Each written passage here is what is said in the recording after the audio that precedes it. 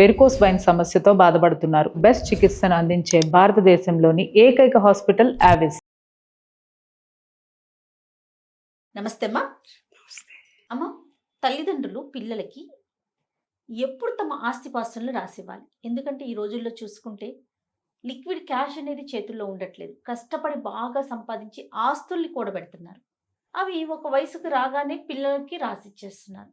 వీళ్ళకి ఏదన్నా అవసరం వచ్చింది, క్యాష్ ఉండదు, ఆస్తిని అమ్ముకునే వాడుకోవాలి. ఇలాంటి సిచ్యువేషన్ ఏం చేయాలో తెలియదు. అందులో పార్ట్నర్ లేరు అనుకోండి, ఒక్కరే మిగిలారంటే మాటల్లో చెప్పలేం. వాళ్ళ జీవితం వర్ణనాతీతం కదా. మీరేం చెప్తారా? మీ సలహా చెప్పండి. చాలా మంచి క్వశ్చన్ అడిగావమ్మా. ఇది బర్నింగ్ ప్రాబ్లం. ఇప్పుడు సీనియర్ సిటిజన్స్ అందరూ డిస్కస్ చేసుకుంటూ ఉంటారు. ఇప్పుడు మేల్ కానీ ఫీమేల్ కానీ ఎక్కడ ఉండాలి, మేము ఎలా ఉండాలి, అడ్జస్ట్ కాలేకపోతున్నాము. ఈ ఆస్తులన్నీ ఎవరికి ఇవ్వాలి? ఆస్తి ఉంటే ప్రాబ్లమే, లేకున్నా కూడా ప్రాబ్లం. ఈ రెండు చాలా క్రిటికమైన అంశాలు. ఎందుకంటే ఒక ఆస్తిని కాపాడుకోవడానికి మానసికంగా శారీరకంగా ఒక ఇల్లు ఆస్తి ఉందనుకోండి, పెన్షన్ ఏదో వస్తుంది, బ్యాలెన్స్డ్గా ఉంటారు. ఎప్పటిదాకా ఉంటారు? శారీరకంగా ఎప్పుడైతే వాళ్ళు బలహీనులు అవుతుంటారో మానసికంగా బలహీనులు అవుతారు. మానసికంగా బలహీనులు అయినప్పుడు ఏమవుతుంది? బ్యాంకులో అకౌంట్ ఏముందో తెలియదు. అకౌంట్ పాస్బుక్లకు రాసి ఎంత ఎంట్రీ చేసిండ్రో కళ్ళు సరిగ్గా కనపడవు. ఆ కనపడింది చూసి 2 లక్షలు అనుకుంటారు, 2 లక్షలని 200 అనుకుంటారు. ఇట్లా చాలా ఇబ్బంది పడుతున్నారమ్మా సీనియర్ సిటిజన్స్. ఇంకొకటి ఏంటంటే, ఏదో కొంత ఆస్తి ఉంది, 2 కొడుకులు ఉన్నారు. ఒక కొడుకు యుఎస్లో ఉంటాడు, ఒకటి ఇండియాలో ఉంటాడు అనుకోండి. ఈ కోడరు ఏమంటే తెలిసిన, ఇప్పుడిప్పుడే ముసలి ఎప్పుడో చచ్చిపోతుంది, ఒకతే ఉంది, మామెట్లాగో పోయిండు, ఒక్కతే ఉంది, ఈమె మొత్తం తీసి వాడికి రాసిస్తే వాళ్ళు మస్తుగా సంపాదించుకుంటున్నారు, ఏడున్నావు, నువ్వు అడుగు అంటుంది. అంటే ఇద్దరు కలిసి నటించి ఆమెతో చాలా క్లోజ్గా ఉండి చాలా ప్రేమ నటించి ఏదో ఇబ్బందులు ఉన్నాయనో ఏమో చెప్పేసి ఏం చేస్తుంది, ఈ ఆస్తి అంతా వీళ్ళిద్దరు రాయించుకున్నప్పటి నుంచి ఆమెతో డిటాచ్మెంట్గా ఉండడం మొదలు పెడతారు. ఇది సామాన్యంగా జరుగుతున్నటువంటి అంశం. మేలు ఒక్కడే ఉన్నా ఇలాగే జరుగుతోంది, స్త్రీ ఒక్కతున్నా కూడా ఇలాగే జరుగుతోంది, తల్లిదండ్రులు ఇద్దరున్నా కూడా ఇలాగే జరుగుతోంది. అంటే ముందుగానే రాయించేసుకుంటూ ప్రేమ నటిస్తారు, చాలా చేరువుగా చేసుకుపోతారు, వాళ్ళకి ఇష్టమైన పనులన్నీ చేస్తారు. ఆస్తి వాళ్ళ చేతికి వచ్చేదాకా అదిరిస్తారు, బెదిరిస్తారు, ప్రేమిస్తారు. అన్కాన్షియస్ మైండ్లో వాళ్ళు ఉన్నప్పుడు ఏదో తెలియని బలహీనత లక్షణాలు ప్రతి వాళ్ళకు ఉంటాయి కదమ్మా. పెద్దవాళ్ళమైనాక మరీ ఎక్కువ ఉంటాయి. అలాంటప్పుడు వాళ్ళు ఆస్తి రాయించుకున్న తర్వాత వాళ్ళ బిహేవియర్లో చేంజెస్ వస్తూ ఏడుస్తున్న తల్లిదండ్రిని రోజు చూస్తున్నానమ్మా. నాకు కళ్ళనీళ్ళు ఆగకుండా వస్తాయి. ఒక కేసు రీసెంట్గా వచ్చింది. కరోనా టైంలో ఆవిడని కొడుకు, ఆమెకి ఏమీ తెలియదు, ఎడ్డిది కూతురు దగ్గర ఉండేది. భర్త వేరే అమ్మాయిని ప్రేమించి రైల్వేలో జాబ్ చేసేవాడు. వేరే ఆమెతో తిరుగుతూ ఆస్తి సంపాదన అంతా ఆమెకే ఇచ్చాడు. ఒక ఇల్లు ఒక్కటే ఉండింది, ఎఫ్డీలు ఉన్నాయి, లాకర్లో ఉన్నాయి. ఈమెకు కాదు, వాళ్ళిద్దరి ఫ్యామిలీకి, భార్యాభర్తలు ఇద్దరికి. ఈమెనేమో కూతురు దగ్గర ఉండేది, ఆయననేమో ఆ ఫ్లాట్లో ఉండేవాడు. ఇద్దరు కలిసే ఉండేవాళ్ళు. కానీ ఆయనకి ఇల్లీగల్ యాక్టివిటీస్ ఉన్నట్టుగా ఈమెకు తెలుసు, అయినా ఏం పట్టించుకోలేదు. ఉన్నంతలో కూతురు దగ్గర ఉండేది, జీవితం బాగానే సాగింది. కరోనా టైంలో ఏమైపోయింది, ఈయనకు కరోనా వచ్చింది. ఈయన కరోనా వస్తే ఏం చేసిందో, కరోనా వచ్చినప్పుడు ఈమె తెలియదు కదా, ఈమెకి భర్తను తీసుకొని హాస్పిటల్కి తీసుకెళ్ళింది. ఆయన ట్రీట్మెంట్ అయింది, బాగా అయిపోయిన తర్వాత కొడుకు వేరే చోటు ఉంటాడు. కొడుకు వచ్చాడు, జాయిన్ చేశారు, ఇద్దరు కలిసి. కరోనా బాగా అయిపోయిన తర్వాత ఇంటికి వెళ్ళిన తర్వాత భర్తకి ట్రీట్మెంట్ వీక్గా ఉన్నాడని ఏదో ఎఫ్డీ డేట్ అయిపోతుంది, రెన్యువల్ చేయించాను. అలమారో చూస్తే ఎఫ్డీలు లేవు. ఎఫ్డీలు లేవు అక్కడ. కొడుకు కొట్టేశాడు. తండ్రి చనిపోతాడేమో అనుకున్నాడో మరి ఏమనుకున్నాడో ఏమో, ఈ ఎఫ్డీలు దాచేసుకున్న తర్వాత వీళ్ళిద్దరు నామకంగా ప్రతి నెల వచ్చి జీతం సరిపోక ఈ ఫ్లాట్ మీద లోన్ చేసుకుందామని బ్యాంకుకి వెళ్ళి నాకు ఇట్లా పెన్షన్ వస్తుంది, మీరు ఏదన్నా ప్రైవేట్ వాళ్ళు ఏమన్నా లోన్లు ఇస్తారా అని అడగడానికి పోతే ఇంటికి కాగితాలు లేవు. 6 నెలలు కొడుకే కదా పోనీలే వాడి దగ్గర ఉన్నాయి అనుకున్నారు నాన్న. ఈమెకైతే అసలు ఏమీ తెలియదు, బంగారు తల్లి. నువ్వు నమ్ముతావు ఏడవడం తప్ప దానికి ఏం తెలియలేదు. ఆ మొగుడికి కొంచెమన్నా తెలివి ఉంది కానీ దీనికి అసలు తెలియలేదు. ఇప్పుడు కొడుకు దగ్గరికి వెళ్ళి వీళ్ళిద్దరు అడిగితే తండ్రిని తీసుకెళ్ళి తన దగ్గర పెట్టుకుని పోషిస్తున్నాడు. తల్లిని మాత్రం రమ్మనటం లేదు. మూడో రోజు ఏమైపోయింది, తీసుకెళ్ళిపోయాడు తండ్రిని వాళ్ళ ఇంటికి తీసుకెళ్ళగానే హెచ్డిఎఫ్సి బ్యాంక్ వాళ్ళు వచ్చి ఇల్లు ఖాళీ చేయమన్నారు ఆమెను. అయ్యో మీ కొడుకు లోన్ చేసిండు, ఆయన కరోనా టైంలో చాలా అప్పులు చేసిండట, అప్పులు చేసి ఇంటి మీద అప్పులు చేసిండు, నేను అప్పు చేసిన మా అమ్మని తండ్రిని తీసుకెళ్ళిపోయాడు, తల్లిని మెడలు పట్టి గంటేమని. ఆమె ఏడుస్తూ నాకు ఫోన్ చేసింది, నిర్మలా మేడం ప్లీజ్ ఏం చేస్తారని. అప్పుడు నేను పోలీసులకు ఫోన్ చేసి ఆమెను 24 గంటలు, ఎందుకంటే నాకు వాళ్ళ సంగతి తెలియదు, వీళ్ళ సంగతి తెలియదు, నాకు తెలిస్తే నేను ఇది నిజమని చెప్పగలను, అప్పటికి తెలియదు కదా నాకు. ఆమె ఫోన్ చేసి ఇంట్లో వచ్చినారు, నన్ను వెళ్ళిపోమంటున్నారు. 24 గంటల్లో నేను ఎక్కడికి వెళ్ళిపోవాలి నేను? కూతురుంది పక్కింట్లో, ఇల్లుండి కూతురింట్లో ఉంటే ట్రీట్మెంట్ వేరే ఉంటుంది, ఇల్లు భర్త లేకుండా ఒంటరిగా వెళ్తే ఆ ట్రీట్మెంట్ వేరే ఉంటుంది. కన్నీళ్లతో నిజంగా నాన్న ఆ రోజు పోలీసులను పంపిస్తే పోలీసు వాడు అన్నాడు, అమ్మ 24 గంటలు ప్రొటెక్షన్ ఇస్తాం కానీ తర్వాత నేను ఇవ్వలేను మేడం, మీ మాట గురించి మేము అక్కడ వాళ్ళని బెదిరించి పంపిస్తాం, కానీ రేపు సాయంత్రంలోగా మాత్రం ఆమె ఖాళీ చేయాలి. పెట్టే బిడ్డని సర్దుకొని ఏవో 2-3 సామాన్లు తీసుకొని కూతురింట్లో ఉంది నాన్న. మానవ హక్కుల సంఘంలో పెట్టాము, అయినా కూడా భర్తను మంచిగా చూసుకుంటానని భర్త వేరే వాళ్ళకి ఆస్తి ఇవ్వడము, ఆ కొడుకు ఇంత ఆస్తిని కూడా రానివ్వలేదు. పోలీసులను మేనేజ్ చేసుకున్నాడు, అందరిని మేనేజ్ చేసుకున్నాడు. ఆమె కూతురింట్లో ఒక పని మనిషిలా ఉందమ్మా ఇప్పుడు. ఆ తండ్రిని మాత్రం బాగున్నాడు, ఇల్లు ఆయన పేరుతోటే ఉంది, మంత్లీ పెన్షన్ వస్తుంది ఆయనకి, కాబట్టి నడిచిపోయింది. ఇంకొకటి మా ఫ్రెండ్ ఆస్తి అంతా ఏం చేసిందంటే, భర్త చనిపోగానే ఆ భార్య చనిపోయింది, భర్త ఒక్కడే ఉన్నాడు. ఇంకో కేసు ఆయన ఏం చేశాడు, కొడుకు కూతురు ఇద్దరు వస్తే తను బ్యాంకుకి వెళ్ళలేకపోయాడు, కొంచెం పెరాలసిస్ స్ట్రోక్ లాగా వచ్చింది ఆయనకి, కొంచెము పొటాషియం లెవెల్స్ తగ్గిపోయినప్పుడు బుర్ర పనిచేయదు నాన్న. ఏంటంటే జ్ఞాపక శక్తి పడిపోతుంది వాళ్ళకు. జ్ఞాపక శక్తి పడిపోయినప్పుడు కొంచెం మాట్లాడతారు, కొంచెం గుర్తుంటుంది. అరే ఈ స్థితిలో ఉన్నాను కదా నేను అనుకొని ఏం చేశాడంటే, కొడుకుకు ఆస్తంతా, ఒక్కడే కొడుకుకు మొత్తం ఆస్తి రాసిచ్చేసాడు. ఆ కొడుకు యూఎస్ వెళ్ళిపోగానే కోడలు ఏం చేసింది, ఈ ఆస్తి అంతా తీసుకొని వెళ్ళిపోయింది. ముసలోడు ఒక్కడే ఉన్నాడు, అద్దె ఇంట్లో ఉంటున్నాడు.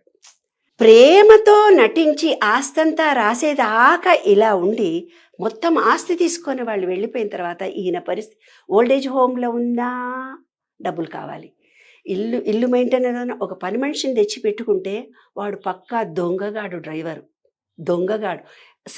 ఆయన అకౌంట్లో ఎన్ని డబ్బులు ఉన్నాయో తెలిసి బ్యాంక్ వెళ్ళి ఏటీఎం నుంచి తెచ్చుకునేవాడు. నేను ఒంటరిగా ఉండలేను అన్న సంగతి ఆయనకు అర్థమైంది. కూరగాయలు తెమ్మని పని మనిషిని పంపిస్తే పుచ్చిపోయిన కూరలు తెచ్చే ఆటోవాడు, పుచ్చిపోయిన తెచ్చి ఇచ్చేవాడు, 10 రూపాయలు మిగులుతాయని. ఆ పుచ్చిపోయిన కూరలు వంట చేసి ఆమె నా దగ్గరకు వచ్చి చెప్పేది, అమ్మ కూరగాయలు ఎంత పుచ్చిపోయినాయి, ఆయనకి ఎట్లా వంట చేసి వస్తుంటే నాకు ఏడుపు వచ్చింది. ఆయన ఇప్పుడు అనామకంగా రోడ్డు మీద ఉండి అనాథాశ్రమాలను వెతుక్కుంటూ వెళ్ళాడు. అప్పుడు మేము మా మహిళా మండలి వాళ్ళం వెళ్ళి చెప్పాం, నాన్న మనకి ఇప్పుడు ఒక రూల్ ఉంది, కొడుకుకు కూతుర్లకు అల్లుళ్ళకు మనం ఎవరికి రాసిచ్చినా కూడా ఎంఆర్ఓకు ఒక లెటర్ కనుక మనం రాసిస్తే మన ఆస్తి మనకు రిటర్న్ ఇస్తాడు, ఎంఆర్ఓ అధికారంలో ఉంటుంది నాన్న.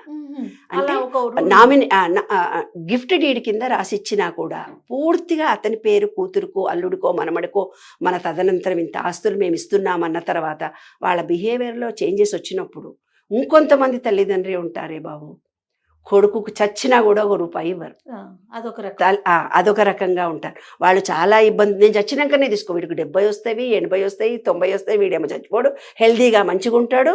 కానీ వాళ్ళ పిల్లల చదువులకు అవసరమయ్యో ఏ అవసరానికి ఇబ్బందుల్లో అప్పుల పాలైనా కూడా తండ్రులు అలాగే ఉంటారు. 2 రకాలుగా ఇట్లా ఉన్నారు అట్లా ఉన్నారు నాన్న.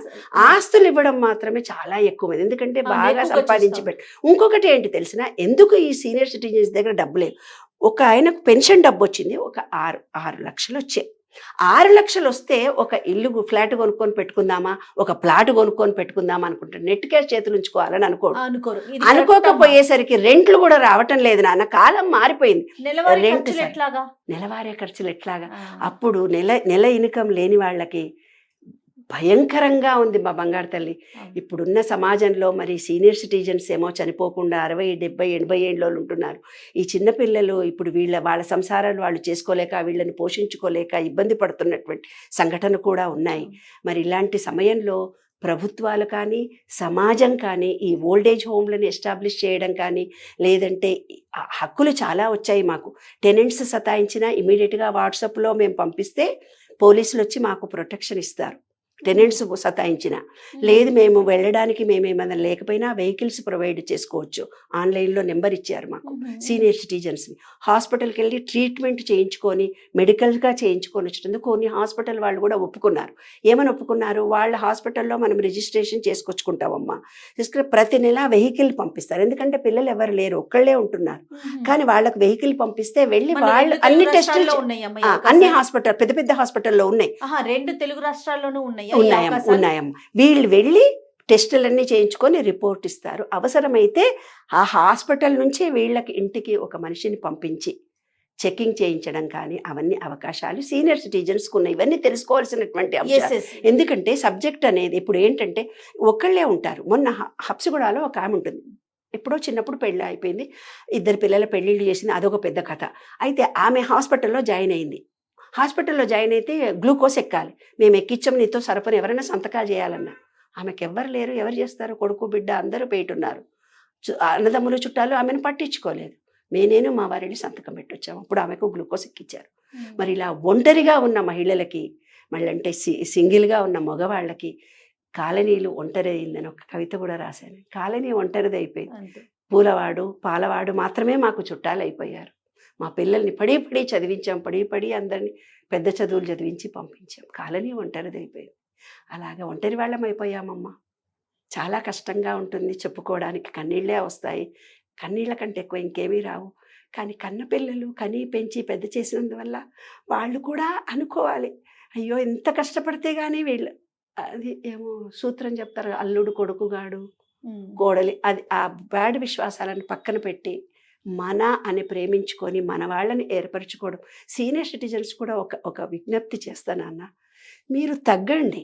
మీలో ఎక్కడో ఉన్నది, ఈ రుచిలో ఉప్పు లేదు, కారం లేదు, ఇది ఇట్లాగే ఉడవాలి, ఇట్లాగే నడవాలి అని అనుకోకండి. అడ్జస్ట్ కావడం నేర్చుకోండి. అడ్జస్ట్మెంట్ మనలో అయిపోయింది. మనం శారీరకంగా ఎప్పుడు బలహీనమైపోయినామో, వ్యవస్థ ఎలాగుందో, సమాజం ఎలాగుందో దానికి అనుగుణంగా మన మనసును మలుచుకుంటే మనకు బాధ కలగదు. నేను ఇలాగే ఉంటాను, నాకు ఇలాగే వంట చేసి పెట్టాలి, ఇందులో ఉప్పు కారం ఉండాలి, ఇందులో అంచుకుంటేందుకు ఆవకాయ ఉండాలి, టమాటా ఉల్లిగడ్డ లేకుండా పోపేస్తే నేను తినను, ఏవో ఉంటాయి ఒక్కొక్క ఇంట్లో ఒక్కొక్క రకమైన భావాలు. అవే భావాలతో బతుకుతాము అనే మూఢ విశ్వాసాలను వదిలిపెట్టుకొని సమాజంలో ఉన్నటువంటి ఈ పరిస్థితులకు అనుగుణంగా మనసును మానసికంగా శారీరకంగా మలుచుకొని బ్రతకడం చాలా ముఖ్యమైనటువంటి అంశం. ఇది సామాజిక పరమైన విషయాలు. ఆస్తిపాస్తుల విషయంలో ఎలాంటి ముందడుగు వేయాలి తల్లిదండ్రులు? ఏ సమయంలో రాసి ఇవ్వాలంటారు? వాళ్ళ తదనంతరమే ఇస్తే చాలా మంచిది. ఇంకొకటి ఏంటంటే ఇందులో రెండు రకాలైనటువంటి ప్రాబ్లమ్స్ మనకు వస్తాయి.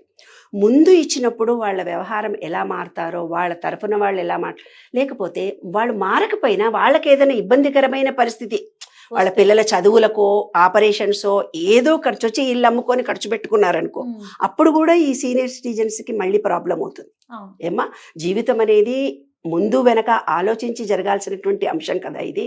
కాబట్టి వాళ్ళ తదనంతరం ఇస్తేనే మంచిది.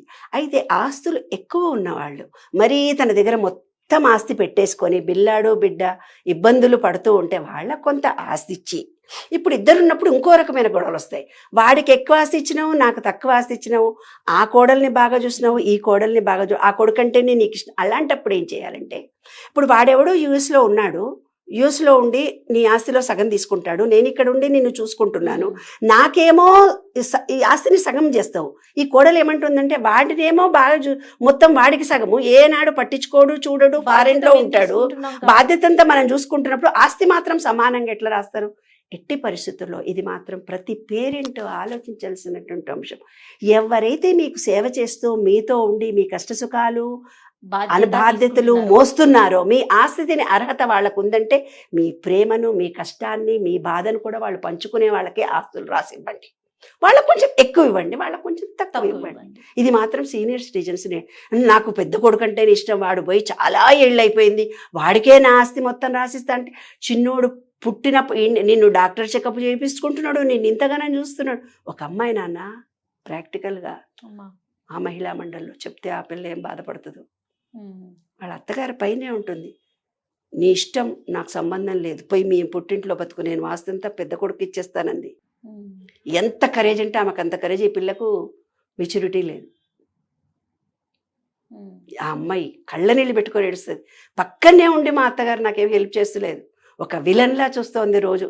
మా పిల్లల చదువులకు నేను అందరిళ్ళలో వంట చేసుకొని బతకాల్సి వస్తుంది. అయ్యో. ఉమ్. ఇల్లు మాత్రం ఒక ఫ్లోర్ ఇచ్చింది, సంపాదన మాత్రం ఇవ్వనంటుంది. ఆస్తులు ఏమన్నా ఉంటే, ఎఫ్డీలు ఏమన్నా ఉంటే అమ్మేసుకో. కిడ్నీలు పాడై హాస్పిటల్లో ఉంటే నీ ఎఫ్డీలు నీ చూడు కొడుకువి, అవి తీసుకోమను, నేను ఉమ్. ఇవ్వలేదు నాన్న. నా పెద్ద కొడుకు దగ్గరనే ఉంటాను, నీ దగ్గర నేను ఎందుకుంటా, వాడి దగ్గరనే వస్తా అంటది. ముస్సలావిడ నాన్న ఎంత ఖచ్చితంగా మాట్లాడుతుందంటే. ఉమ్. కాబట్టి పెద్దవాళ్ళు కూడా ఆలోచించండి. ఎవరైతే మనకు శారీరకంగా మానసికంగా మనకు దగ్గరగా చేరువుగా ఉండే మనని బాగా చూసుకుంటున్నారో వాళ్లకు మనం ఎక్కువ ఇవ్వడం ధర్మం. ఓకే. పిల్లలకి ఏం చెప్తారమ్మా? పిల్లలకు నేను ఇదే చెప్తున్నాను, కనీ పెంచి ఇప్పుడు మీ పిల్లలకి అపురూపంగా అన్నం తినట్లేదంటే చంకనేసుకొని రోడ్డు తిరుగుతున్నారే, 1,00,000 రూపాయల ఫీజు అంటే అమ్మో 1,00,000 రూపాయలు ఫీజు కట్టాలి అనుకుంటున్నారే. ఎప్పుడైతే ఆ చంటి పిల్లల్ని మీరు ఎలా పెంచుతున్నారు, మీరు కూడా అలా పెరిగొచ్చిన వాళ్ళే కదా. అత్తమామ కానీ తల్లి తండ్రి కానీ ఎవరి బాధ్యత ఉందో, ఎవరైతే సీనియర్ సిటిజన్స్ ఉన్నారో మీ కష్టం మీద మీరు బ్రతుకుతున్నారు. ఆస్తి మీద కూడా మీకు ఇంట్రెస్ట్ లేకపోవచ్చు, కానీ వాళ్ళ అవసరానికి శారీరకంగా ఎలా ఉన్నారో మానసిక పరిస్థితికి తగినట్టుగా మీరు ప్రేమను అందించడం చాలా ముఖ్యం. వాళ్ళకు కావాల్సిన ఫైనాన్షియల్ హెల్ప్ చేస్తే, మీరు కనుక చేస్తే మీరే పొద్దున మీకు ఏదో రూపంలో తప్పనిసరిగా అందుతుందమ్మా. అందుకని ఈ జనరేషన్కు నేను ఇచ్చేది ఒకటే, వాళ్ళ శారీరక మానసిక పరిస్థితులను అర్థం చేసుకోండి. వాళ్ళకు మీరు సహాయ సహకారాలు అందించండి. అమ్మా తిన్నావా అని ఒక మాట అంటే చాలు, అమ్మా పడుకున్నావా అంటే చాలు, నాన్న ఏం చేస్తున్నావు అంటే చాలు. ఇంతకంటే ఎక్కువ పేరెంట్స్ కోరుకునేది కూడా ఏం లేదమ్మా. తప్పనిసరిగా వాళ్ళని ఆప్యాయత, అనురాగాలు, ప్రేమలు పంచాలని, వీళ్ళు కూడా వాళ్ళతో మంచిగా ఉండాలని, అనుబంధాలు ఆత్మీయతలే జీవితంలో చిరస్థాయిగా మిగులుతాయని, ఈ ప్రేమను ఇస్తూ ప్రేమను పంచుకుంటూ అందరము కలిసిమెలిసి, కుటుంబము అంటేనే మన భారతీయత, మన సంస్కృతి, అదే పద్ధతిని మెయింటైన్ చేయాలని మనస్ఫూర్తిగా కోరుకుంటున్నానమ్మా. నమస్తే అమ్మా.